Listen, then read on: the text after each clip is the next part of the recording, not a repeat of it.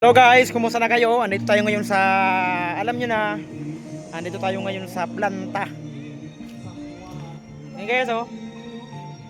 Yan ang planta natin. Yan, oh. Yan ang kinakabisihan ko ngayon guys. Yan, ito ngayon yung kinabibisihan ng kaibigan nyo. Medyo madalang na tayong mag-upload, mag-vlog dahil ito nga, dito na ako medyo nakafocus.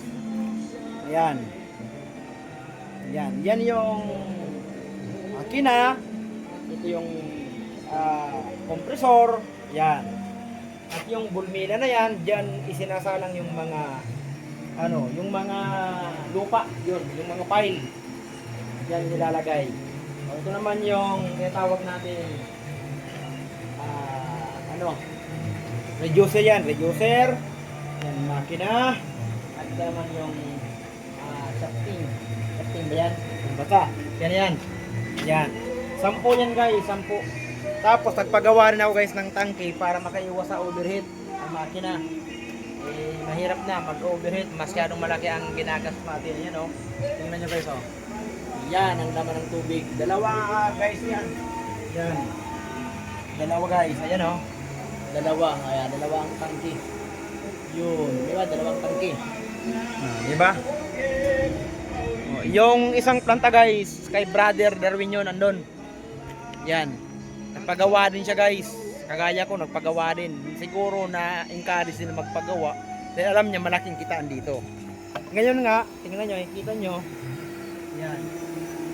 Nagsusunog tayo ngayon guys ng carbon. Yan guys o. Yan yung carbon.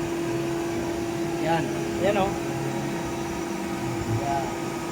Tingnan nyo guys. Yan. Yan ang carbon. Sinusunog natin guys. Diba? Yan. Hinahandahan lang natin yan guys para hindi lumipad yung ash niya. Yung ash, yung abo. Dahil yan, dyan ang gold. Nahaluan lang yan ng borax, tapos yan, lulukuin na, imimiltin. Guys, dyan naman nilalagay yung mga mahalagang bagay sa buligan natin. Diba? Yung mga gamit natin, andito lang sa planta. At ipapakita ko ya guys sa inyo guys yung guys, yung bahay ko na simple lang na bahay. Yung payapa na bahay. Abadiw. Para kahig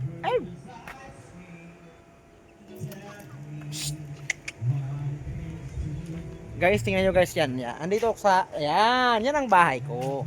Diba? Simple lang. Nagpagawa tayo ng bahay yan.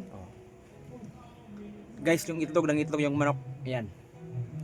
Diba? Kita nyo naman. Simple lang yan. Pasensya na sa gulo. Ganyan talaga sa planta magulo. So guys, hanggang dyan na lang muna. At sana, let's go.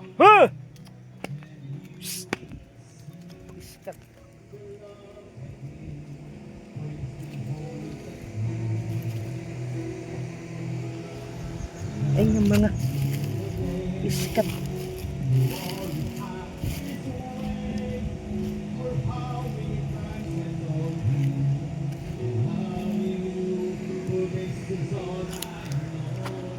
Guys, pasensya na kayo guys, ang gulo ng manok. So guys, hanggang dito na lang muna. Thank you.